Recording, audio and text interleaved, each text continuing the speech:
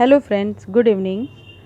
आज हम एलोवेरा की प्रोपोगेशन के बारे में बात करेंगे। एलोवेरा के प्लांट को किस तरीके से हम कटिंग से या उसके जो पल्प्स निकलते हैं उससे किस तरीके से प्रोपोगेट करके बहुत सारे बास्केट्स तैयार कर सकते हैं, और एक छोटी सी एलोवेरा की कटिंग यदि आप कहीं से लेकर आते हो उससे किस तरीके से आप बना सकते हो, कई बास्केट्स बना सकते हो, उसके बारे में आज हम बात करेंगे। फ्रेंड्स, ये जो एलोवेरा का प्लांट है ये हमारे हेयर के लिए और हमारी स्किन के लिए बहुत ही ज़्यादा प्रॉफिटेबल होता है।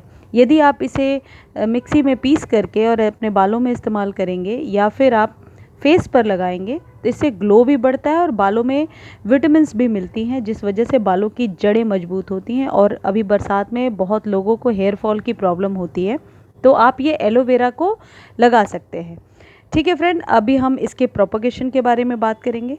तो फ्रेंड, सबसे पहले हम ये देखते हैं कि कितने बड़े कंटेनर में हम इस एलोवेरा के प्लांट को ग्रो कर सकते हैं। यदि आप छोटे पब्स को लगाते हैं तो फिर आप छोटा कंटेनर लीजिए, लेकिन यदि ये एलोवेरा का प्लांट जैसा कि आप देख रहे हो इसकी जड़ों के पास से इसमें सब में जड़ें नीचे बनी हुई हैं, किसी एक जड़ को यदि मैं निकाल कर थोड़े बड़े कंटेनर में लगाती हूँ तो ईजिली ये मल्टीप्लाई होकर 1 से 2, 2 से 3 ऐसे करके बनता जाएगा। जैसा कि आप ये गमला देख रहे हो, बहुत ही छोटा, करीब 9 से 10 इंच का गमला है। मैंने एक लगाया था और अभी बरसातों में मैंने छत पे रखा हुआ है इसे, और आप देखो ये पूरा जंगल झाड़ी नुमा बन गया है और इससे न जाने कितने प्लांट्स तैयार हो सकते हैं, और फिर भी छोटी छोटी पब्स इसमें से निकलती रहेंगी। तो सबसे पहले यदि कंटेनर की बात करें तो आप छोटे, यदि आपका प्लांट छोटा है तो उसके लिए थोड़ा छोटा गमला यानी 5 से 6 इंच का ले सकते हो, लेकिन यदि उसे आप बड़े गमले में भी लगाओगे तो वह प्लांट गलेगा नहीं। ये तो हो गई कंटेनर की बात। और जहाँ तक सॉइल मिक्स की बात है तो फ्रेंड्स, सॉइल का ध्यान रखना बहुत ज़रूरी है एलोवेरा के प्लांट के लिए, क्योंकि आपको देखकर ये पता चल रहा होगा ये फ्लैशी है, इसके अंदर भी पानी है। यानी आपने देखा होगा एलोवेरा का प्लांट, उसके अंदर पानी सा, लिक्विड सा कुछ होता है। तो यदि आप मिट्टी का ध्यान नहीं रखेंगे तो ये प्लांट जो है ये धीरे धीरे गलने लगता है, इसलिए सॉइल मिक्स का ध्यान रखना ज़रूरी है। मैंने जो सॉइल मिक्स तैयार किया था उसमें 4 पार्ट में एक रेती, जिसे हम बजरी भी कहते हैं, और गोबर की खाद, थोड़ा सा फंजीसाइड, नीम की खली जो होती है वो भी लिया था, और नॉर्मल गार्डन सॉइल। इन चारों को बराबर मात्रा में मिला करके अच्छे से मिक्स करके मैंने इसके सॉइल मिक्स को तैयार किया था। तो आप भी ऐसा कर सकते हैं, इससे गारंटीड आपके जो प्लांट्स हैं वो ख़राब नहीं होंगे। फ्रेंड्स, इसकी प्रोपोगेशन बहुत ही इजी है। कहीं से भी आप एक छोटी सी पल्प्स निकालिए और एक मिट्टी में प्लेस कर दीजिए। यदि आप इस तरीके से मिट्टी, देखो ये बगल में पल्प्स आपको दिख रहा है, इसको यदि मैं किसी दूसरे गमले में लगाऊंगी, देखो इसकी जड़ें जो हैं बहुत ही नीचे तक नहीं जाती हैं, इसकी स्टेम बहुत नीचे तक नहीं जाती है, तो आसानी से आप प्रोपोगेट कर सकते हो। अभी क्योंकि मेरे पास बहुत सारे गमले भर गए हैं तो मैं इसमें ही इसे लगा दूंगी, आपको दिखाने के लिए मैंने ये निकाला था। बस एक ही चीज़ का ध्यान रखना है, वो है वाटरिंग, क्योंकि ये जो एलोवेरा है ये टाइप ऑफ सक्लेंट है, तो ओवर वाटरिंग की वजह से आपका प्लांट ज़रूर ख़राब हो सकता है। अभी इसको मैंने छत पे रखा है, आपको पता है बरसात का पानी जो होता है, बारिश का पानी, वो प्लांट के लिए बहुत ही अच्छा होता है।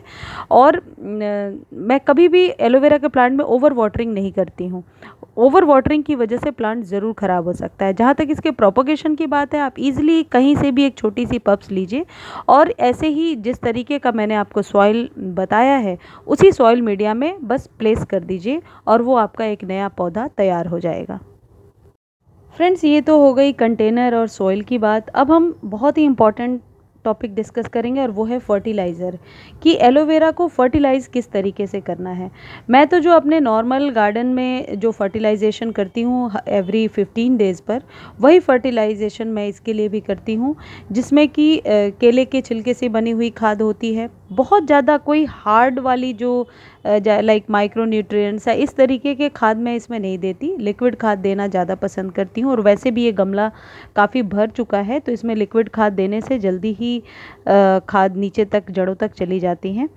तो जहाँ तक खाद की बात है, आप जैसे हम लोग साल में 2 बार फर्टिलाइज़ करते हैं अपने पौधे को, सितंबर अभी बरसातों के बाद और फिर फ़ैब में।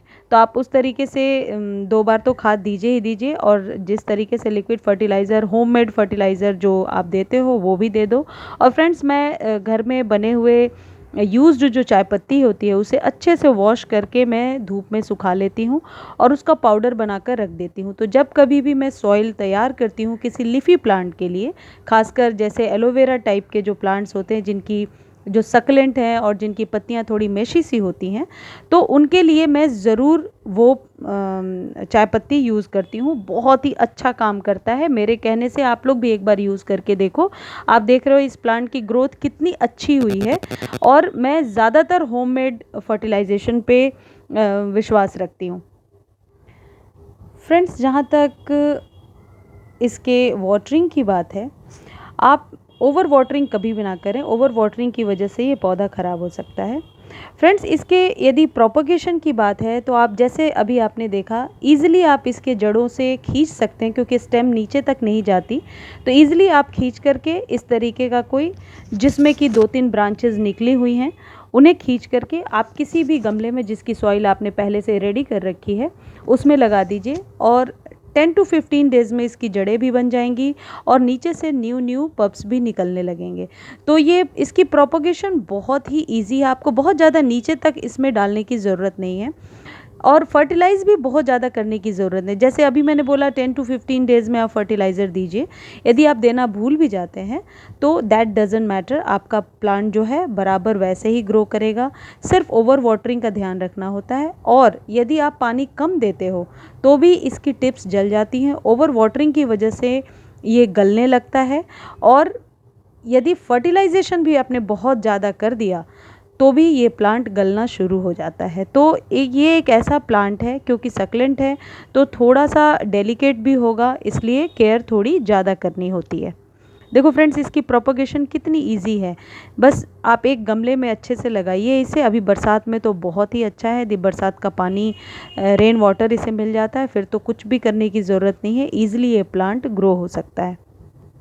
फ्रेंड्स, जहाँ तक सनलाइट की बात है, गर्मियों में तो आप इसे डायरेक्टली सनलाइट में नहीं रख सकते, उससे इसके टिप्स में सनबर्न होने लगता है। लेकिन अभी का जो टाइम है, यानी सितंबर, अक्टूबर, बल्कि दिसंबर, जनवरी तक आप इसे सनलाइट में रख सकते हैं, क्योंकि अभी तो बरसात हो रही है दिल्ली में या जहाँ कहीं भी बरसात हो रही है।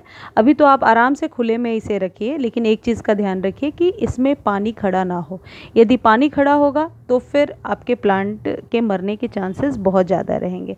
आप अभी सनलाइट में रख सकते हैं, कुछ 4-5 घंटे की सनलाइट दीजिए, लेकिन बहुत तेज़ धूप में रखने से इसकी पत्तियाँ ख़राब होती है। फ्रेंड्स, ये देखो, उससे ही लेकर के मैंने प्रोपोगेट किया है, अभी देखो कितनी जल्दी इसमें प्रोपोगेशन हो रही है। थैंक यू फ्रेंड्स, चैनल को सब्सक्राइब करना ना भूलें। थैंक्स।